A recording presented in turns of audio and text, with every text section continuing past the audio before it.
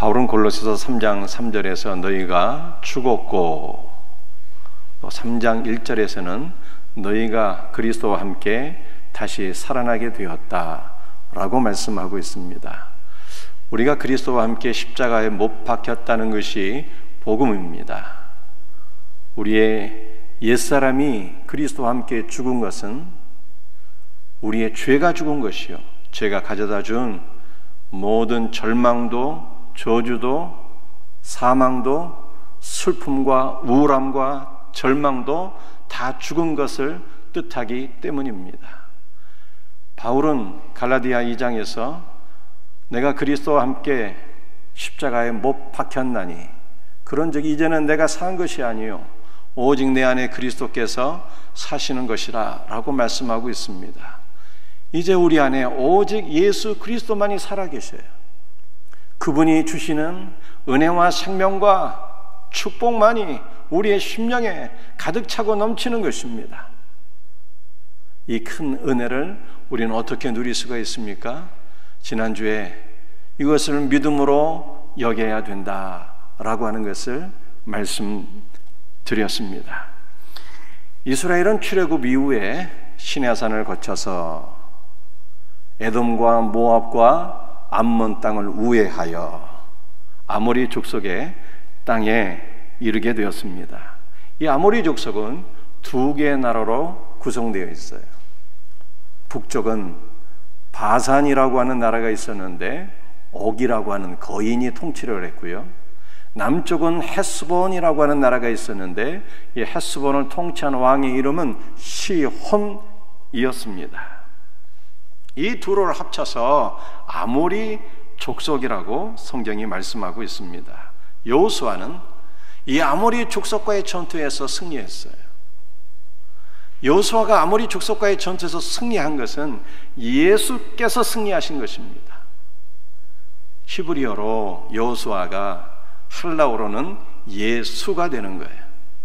그러니까 예수께서 아모리 족속과의 전투에서 승리하셨습니다. 이 아모리 족속의 두 왕은 세상의 환난과 환락을 의미하는 것입니다. 그러므로 예수께서 세상의 모든 환난과 환락으로부터 이기고 승리하신 것입니다. 그래서 예수께서 요한복음 16장 33절에서 세상에서는 너희가 환난을 당하나 담대하라, 내가 세상을 이기었노라 라고 말씀하셨어요. 예수께서 세상을 이기신 것은 예수 그리스도와 연합된 우리 성도들이 세상을 이겼다는 뜻입니다. 따라서 성도는 세상이 주는 그 어떠한 환난이 있을지라도 결코 두려워할 필요가 없습니다. 왜냐하면 내가 세상을 이기었노라 주께서 말씀하셨기 때문입니다. 우리는 예수 그리스도 안에서 세상에 주는 그 어떤 환난도 두려워하지 아니하며 그리스도의 은혜로 날마다 이기며 사는 것입니다. 우리의 옛사람이 그리스도와 함께 죽었어요. 따라서 성도는 세상에 그 어떠한 환락과 유혹이 있을지라도 그리스도 안에서 흔들림이 없는 것입니다. 우리 안에는 오직 세상을 이기신 그리스도만이 내주하고 계세요. 그러므로 우리는 세상을 이기신 그리스도 안에서 날마다 세상을 이기며 사는 것입니다. 이것을 믿음으로 여길 때 나의 옛사람 그리스도와 함께 죽고 세상을 이기신 그리스도께서 내 안에 살아계신다는 것을 믿음으로 여길 때 우리 성도는 세상을 이기며 그리스도의 풍성을 날마다 누리며 살아가게 되는 것입니다. 이 아모리 지역의 북쪽을 바산이라고 합니다. 성경에서 이 바산을 가리키는 다른 이름이 있는데 바산 골란이에요. 바산 골란.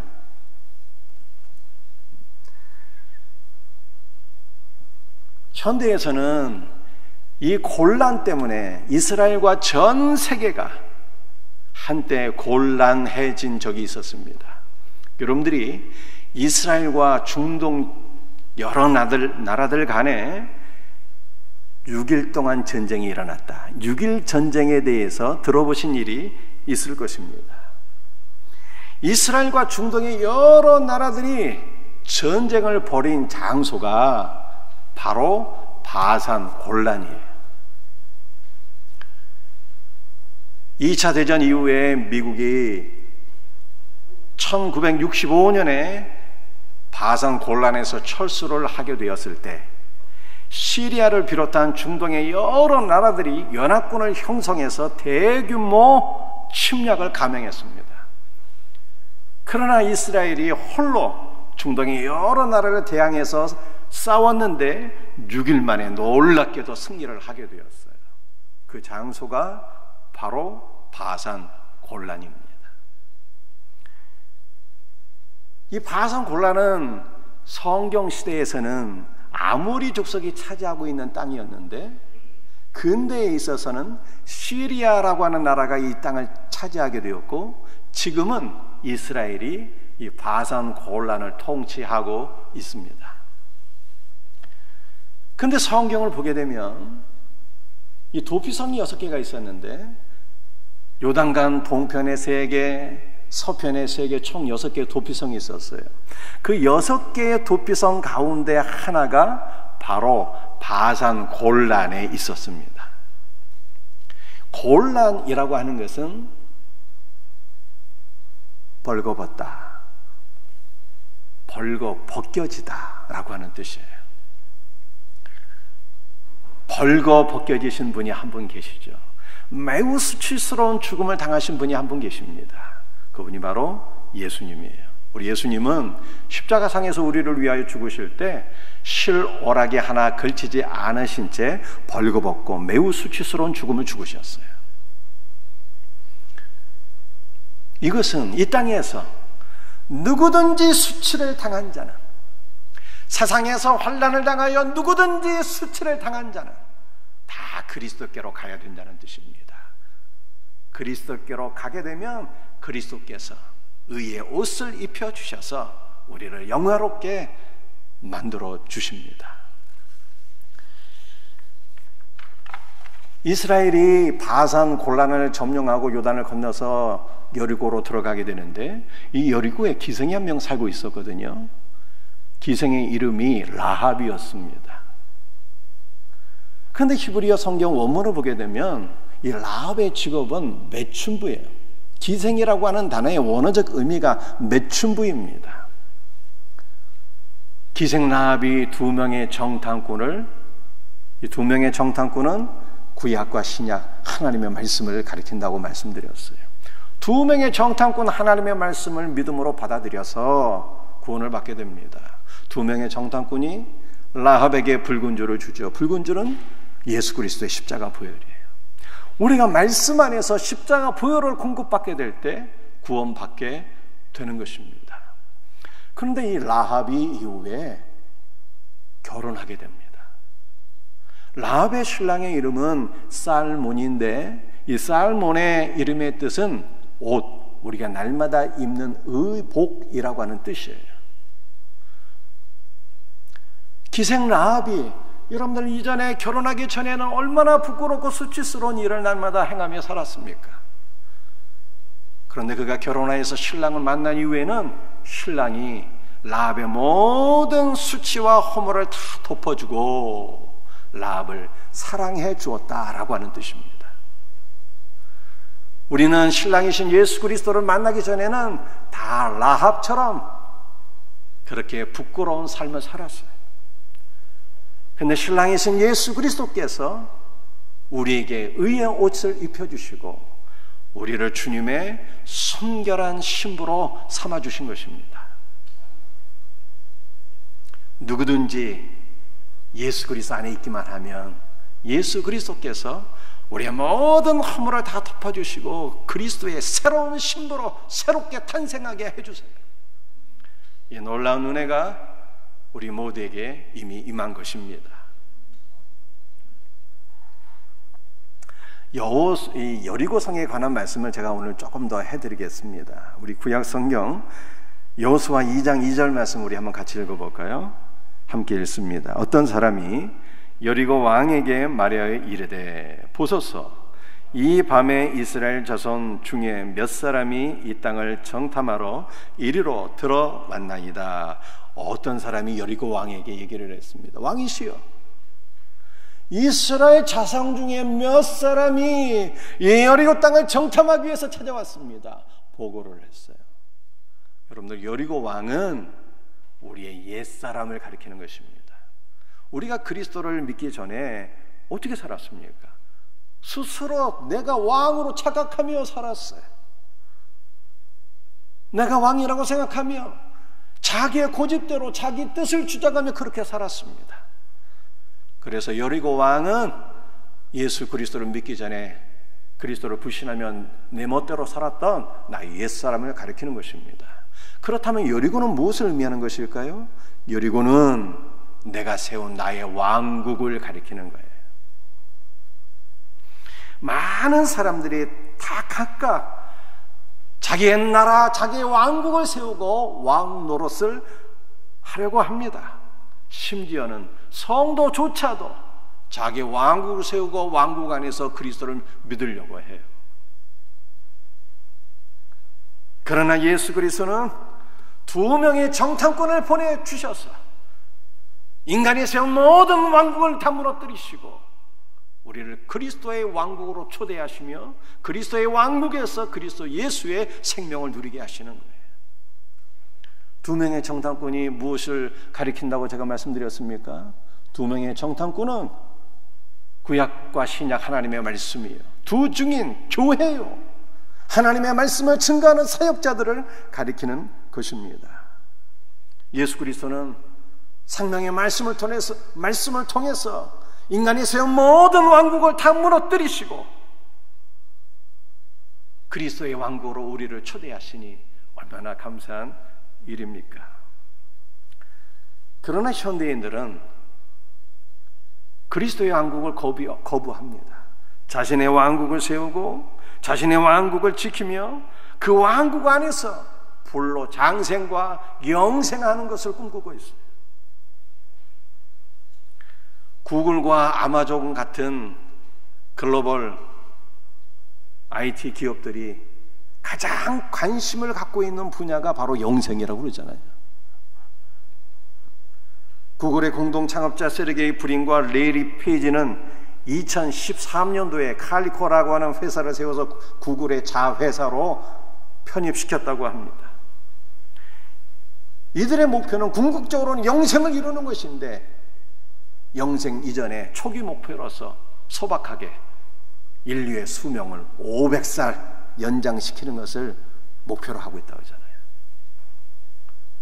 불로장생을 이루기 위해서 엄청난 자금을 투자하고 있는데 구글 벤처스에서 자금의 한 36% 정도를 불로장생을 이루기 위한 기술을 개발하기 위하여서 자금을 투자하고 있다고 합니다.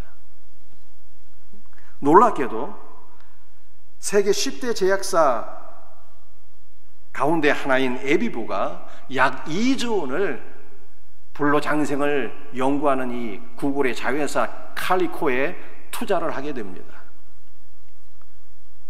그래 전 세계 사람들이 전에는 불로장생을 이룬다고 헛소리하고 있네, 다 이렇게 우습게 생각했지만 세계적인 제약사가 이 칼리코에 2조 원을 투자한 이후에는 정말 인간의 불로 장생이 가능한가 관심을 갖게 되었다는 거예요.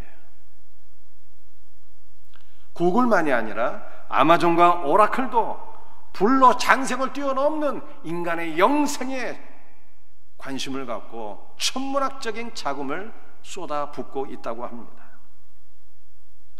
세계적인 기업들이 불로 장생과 영생을 위하여 투자하는 것은 인간을 구원하기 위한 신기술에 투자를 하는 것이 아니라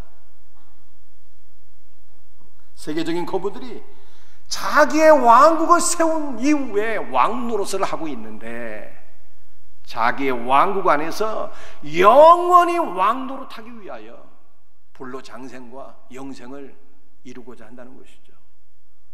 인간이 돈이 많으면 어떻게 됩니까? 교만해지는 거예요. 자기가 하나님인 줄 착각합니다. 자기가 왕인 줄 착각해요. 자기의 왕국을 세우고 나의 왕국 안에서 내가 영원히 왕 노릇하리라 라고 생각하는 것이죠. 그래서 불로장생약을 개발한다는 거예요. 이것은 왕이신 그리스도로 대적하는 인간의 가장 큰 교만이 아닐 수가 없습니다. 그런데 성경은 자신의 왕국을 세우는 자는 어떻게 된다고 말씀하고 있을까요? 구약성경 여호수아 6장 26절 말씀을 우리 한번 같이 읽어보겠습니다. 누구든지 일어나서 이 여리고성을 건축하는 자는 여호와 앞에서 저주를 받을 것이라. 그 기초를 쌓을 때에 그의 맏 아들을 잃을 것이요 그 문을 세울 때에 그의 막내 아들을 잃으리라 하였더라. 여러분들, 여리고가 무엇을 뜻한다고 제가 말씀드렸습니까? 여리고는 자신의 왕국을 의미하는 거예요.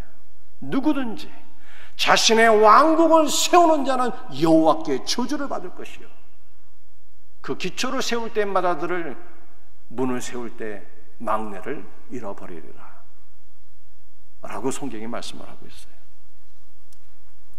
자신의 왕국을 세우는 것은 왕이신 그리스도를 부인하는 교만입니다. 그러므로 왕국을 세우는 자마다 다 저주를 받게 되는 거예요. 세계적인 거부들은 그들의 소망대로 영생을 하게 될 것입니다. 그러나 그들이 영생을 하게 될 장소는 그리스도 예수의 품 안이 아니라 지옥 불못이 되는 것입니다. 따라서 성도는 자신의 왕국을 세우고자 해서는 안 됩니다. 우리 교회는 이런 분들이 없지만 어떤 교회는 교회 안에도 라인이 있다고 그래요.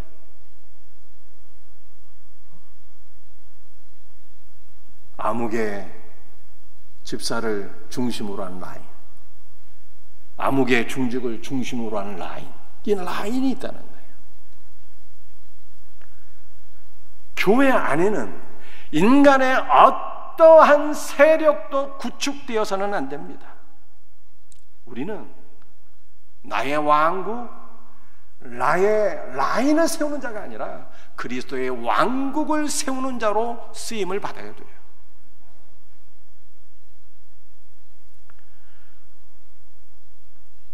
교만한 자들은 자신의 왕국을 세우고 그 왕국 안에서 영생을 꿈꿉니다. 그러나 참 영생이 무엇일까요? 참 생명은 돈으로 얻을 수가 있는 것이 아닙니다. 엄청난 자금을 투자해서 연구하고 개발할 수 있는 것이 아닙니다. 바울은 골로새서 3장 4절에서 우리 생명이신 그리스도라 라고 말씀하고 계세요. 예수께서 우리의 생명이시라는 거예요. 예수 그리스도는 생명의 원천이십니다. 사도 요한은 요한복음 1장에서 그가 없이는 지어진 것이 단 하나도 없느니라 라고 말씀하셨어요. 그는 누구입니까? 예수 그리스도예요. 예수 그리스도가 없이는 지어진 것이 단 하나도 없다 라고 성경은 선포하고 있습니다. 예수님 자신이 직접 요한복음 14장 6절에서 이렇게 말씀하셨어요. 내가 곧 길이요 진리요 생명이라. 예수님이 생명이에요. 예수께서 우리의 육신의 생명도 주셨고요, 예수께서 하늘 생명이세요. 하늘 생명이신 예수께서 우리에게 참 생명을 주시기 위해서 이 땅에 오신 것입니다.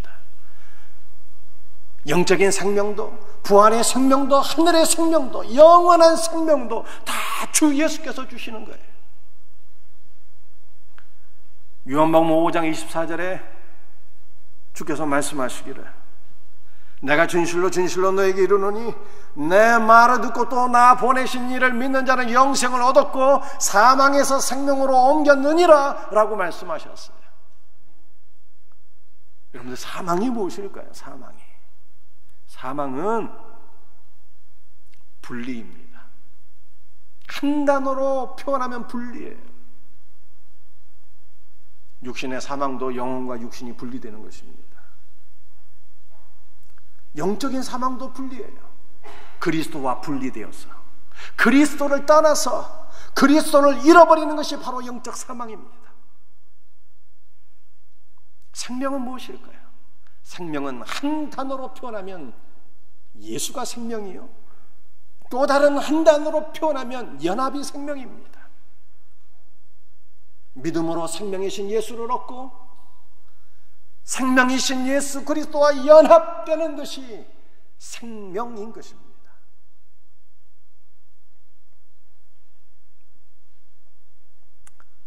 많은 분들이 죽어서 하나님의 나라에서 영생하는 것으로 알고 있습니다. 그러나 이것은 성경을 대단히 잘못 이해한 거예요. 예수께서 생명입니다. 따라서 믿음으로 예수 그리스도를 얻은 자는 이미 생명을 얻은 것입니다. 만약 우리가 현세에서 생명을 얻고 누리지 못한다면 내세에서 영생할 수가 없는 것입니다. 현세에서 누리는 생명과 내세에서 누리는 생명은 동일한 거예요. 현세에서도 예수 안에서 생명을 누리는 것이고 내세에서 예수 안에서 생명을 누리는 거예요. 단지 한 가지 차이점이 있다면 이 땅에서의 생명은 연약한 생명이요, 자라나야 된 생명이요, 내세에서의 생명은 완전한 생명이요, 장성한 생명인 것입니다. 우리 안에 계신 생명이신 예수 그리스도, 생명이신 예수 그리스도께서 내 안에서 성장하셔야 돼요. 예수께서 내 안에서 성장하실 때 우리는 주 예수의 생명을 온전히 누리게 되는 것입니다. 여러분들, 내 안에 계신 예수 그리스도가 어떻게 성장할 수 있겠습니까? 아이가 태어나면 밥을 먹어야 그 생명이 성장하듯이 우리 안에 있는 영적인 생명이신 예수도 양식을 먹어야 성장하는 것입니다. 그러므로 예수께서 마태복음 4장 4절에서 사람이 떡으로만 살 것이 아니요 하나님의 말씀으로 살 것이니라 라고 말씀하셨어요. 날마다 생명의 양식이신 주님의 말씀을 듣고 읽고 묵상하며 말씀 안에서 여러분들 안에 계신 주 예수께서 성장해 나가라.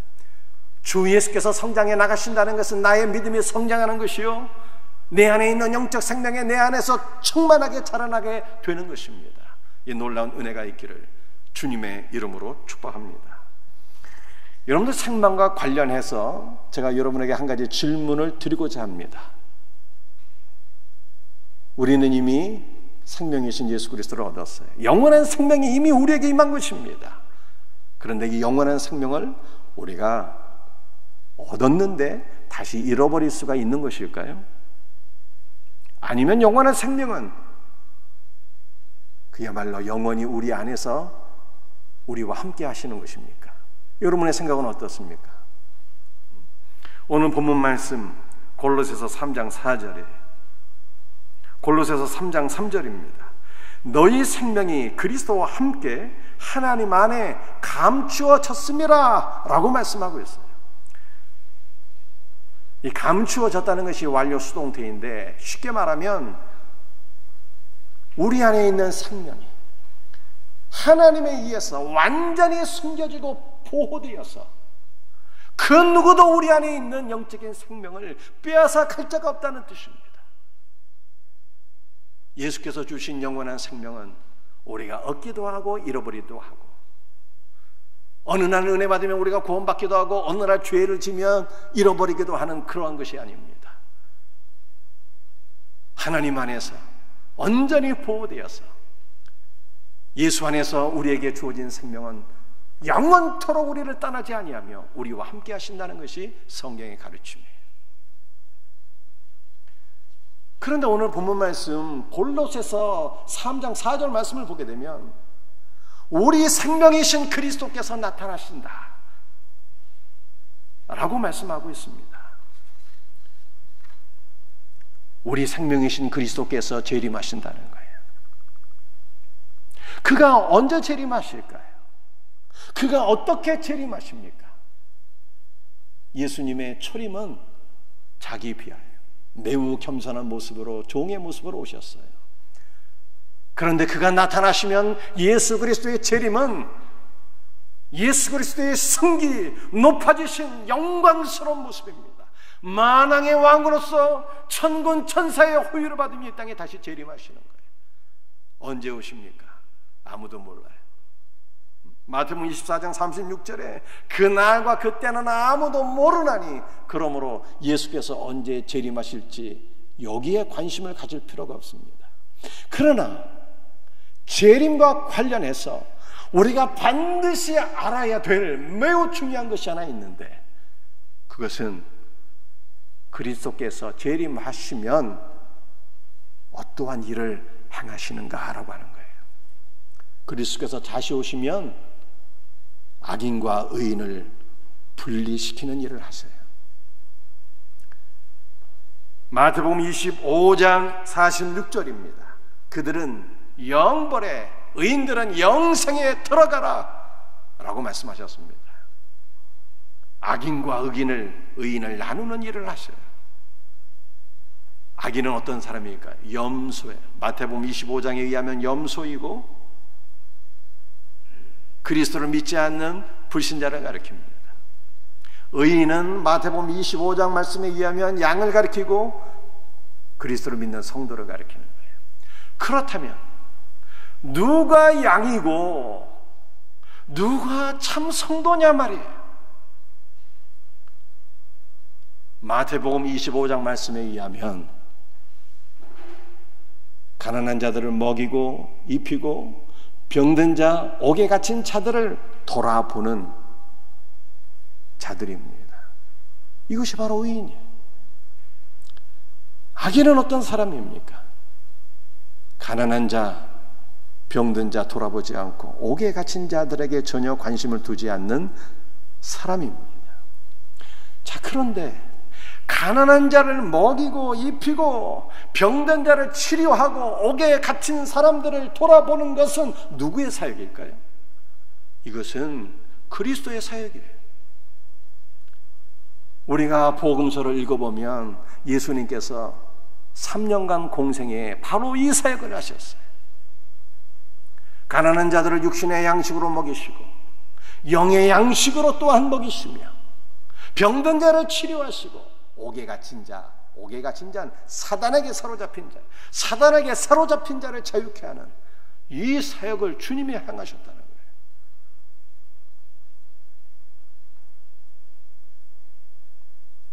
그런데 이 그리스도의 사역을 마태복음 25장에서는 누가 행한 것입니까? 마태복음 25장에서는 바로 양들이 행하는 거예요. 참 양, 그리스도께서 다시 오실 때 그리스도께서 인정하시는 참 성도는 누구냐? 바로 그리스도의 사역을 행하는 자예요. 그리스도의 사랑과 은혜로서 가난한 사람, 병든 사람을 돌아보며 옥에 갇힌 자들에게 생명의 말씀을 선포하며 그들을 자유케 하는 사람들, 이것이 바로 참 성도라고 성경이 말씀하고 있는 거예요. 우리 주님은 다시 오실 때 모든 사람을 둘로 나눈다는 거예요. 의인과 악인으로 나누어서 악인은 영벌에 의인은 영생에 들어갈지어다 선포하시는 거예요. 그러므로 성도는 어떻게 살아야 되는 것입니까? 다시 오실 주님을 소망하며 그리스도의 사역으로 나가야 되는 거예요. 이와 같은 은혜가 있기를 주 예수의 이름으로 축복합니다. 그런데 그리스도의 재림과 관련해서 우리가 정말로 바르게 이해될 말씀이 있는데, 이것은 계시록 22장 20절 말씀이에요. 함께 말씀을 같이 읽도록 합니다. 이것들을 증언하신 이가 이르시되 내가 진실로 속히 오리라 하시거늘 아멘 주 예수여 오시옵소서. 골로새 3장 4절에 우리의 생명이신 그리스도가 나타나신다, 재림하신다 말씀하고 있고요. 계시록 22장에 내가 속히 오리라, 내가 속히 오리라, 속히 오리라 3번 강조하셨어요. 이것은 예수 그리스도의 재림은 반드시 이루어지는 역사적인 사건이라고 하는 뜻입니다. 그러므로 성도는 그리스도의 재림을 소망하며 살아야 되는 거예요. 그런데 그리스도의 재림은 두 가지로 이루어지게 됩니다. 하나는 영적 재림이에요. 그리스도의 영적 재림은 오순절에 이미 이루어졌습니다. 예수께서 부활 승천하시고 오순절에 성령 안에서 교회에 이미 강림하셨어요. 오순절에 강림하신 성령께서는 지금도 우리에게 날마다 임재하셔요. 말씀 안에서 임재하시고 성령 안에서 우리에게 임재하시는 거예요. 우리는 그리스도 예수의 영적 강림을 어떻게 경험할 수가 있을까요? 그리스도의 재림을, 강림을 사모하는 마음으로 기도하셔야 돼요. 아멘 주 예수여 오시옵소서, 이렇게 기도해야 되는 것이죠. 우리는 주 예수의 영적 강림을 어떻게 경험할 수가 있을까요? 바울은 로마서 10장에서 누구든지 주의 이름을 부르는 자는 구원을 얻으리라 라고 말씀하셨습니다. 주의 이름은 예수의 이름이요, 예수의 이름을 부르는 자는 구원을 받는다고 말씀하셨는데, 구원은 옮겨지는 거예요. 사망에서 생명으로 옮겨지는 것입니다. 누구든지 주 예수의 이름을 부를 때 생명이신 그리스도의 품 안으로 옮겨지게 돼요. 그리스도의 영적 재림을, 영적인 임재를 경험하게 되는 것입니다. 내일부터 우리 특별 새벽 기도가 시작이 됩니다. 사랑하는 성도들이여, 그리스도의 재림을 소망하시면서 기도하셔야 돼요. 말씀 안에 우리에게 임재하시는 그리스도를 먼저 경험하셔야 됩니다. 주 예수의 이름을 부를 때 누구든지 그리스도의 품 안으로 옮겨지게 되는 거예요. 그리스도의 이름을 부를 때 우리는 그리스도의 충만한 영적인 임재를 날마다 경험하게 되는 것입니다. 예수의 이름 안에서 살아계신 주님의 임재를 날마다 경험하는 우리 복된 성도들이 되시기를 주 예수의 이름으로 축복합니다. 그리스도의 재림은 두 번째로는요, 역사적인 재림이에요. 그리스도께서 다시 오실 때 역사적인 사건으로서 천군 천사의 호의를 받으면서 만왕의 왕으로 재림하실 때 세상의 왕국은 종결이 되고 새하늘과 새 땅, 그리스도의 왕국이 완성이 되어서 우리는 그리스도의 품 안에서 영원한 생명을 누리게 되는 것입니다. 그런데 그리스도의 재림과 관련해서 제가 강조하고 싶은 것은 무엇인가 하면은, 누가 역사적인 예수 그리스도의 재림을 통하여 그의 왕국 안으로 들어가서 주 예수의 영원한 생명을 누릴 수 있을 것이냐라고 하는 것입니다. 그것은 날마다 그리스도의 영적 임재를 누리는 거예요. 그리스도의 영적인 강림을 경험하는 성도만 그리스도의 역사적 재림을 통해서 그의 왕국 안으로 들어가서 그리스도의 풍성한 생명을 누리게 되는 것입니다. 예수님은 지금도 성령 안에서 우리에게 임재하셔서 우리의 왕국 나의 세계를 종결하시고 그리스도의 왕국을 우리의 심령 안에, 가정 안에 세우시며 그리스도의 풍성한 생명을 공급해 주기를 기뻐하셔요. 우리가 날마다 말씀 안에서 그리스도의 영적 재림을 누리고 성령 안에서 그리스도의 영적 재림을 누리게 될 때 우리가 그리스도로 조성이 되는 거예요. 작은 그리스도로 조성이 되는 것입니다. 우리가 예수 그리스도의 은혜 가운데 작은 그리스도로 조성이 되어서 그리스도의 사역을 할 때, 그리스도의 사역은 무엇입니까?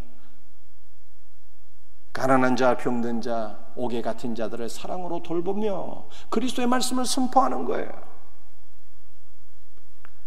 작은 그리스도로 조성이 되어서 그리스도의 사역을 행할 때 이것이 주의 오실 길을 예비하는 것이며, 이와 같은 성도가 역사적 주님의 재림을 통해서 의인은 영생으로 들어갈지어다 라고 하는 선포를 들을 수가 있는 거예요. 사랑하는 성도들이여, 날마다 예수 그리스도의 영적 재림을 사모하며 경험하셔야 돼요. 그래서 작은 그리스도로 조성이 되어야 되는 것입니다. 그리스도의 사역으로 나가셔야 되는 것입니다. 그러므로 다시 오실 주님 앞에 합당한 성도로 인정받는 우리 모든 성도들이 되시기를 주 예수의 이름으로 축복합니다. 말씀을 마치겠어요. 그리스도는 우리의 왕국을 무너뜨리시는 분이 말씀으로, 성도는 절대로 나의 왕국을 세우고자 해서는 안 됩니다.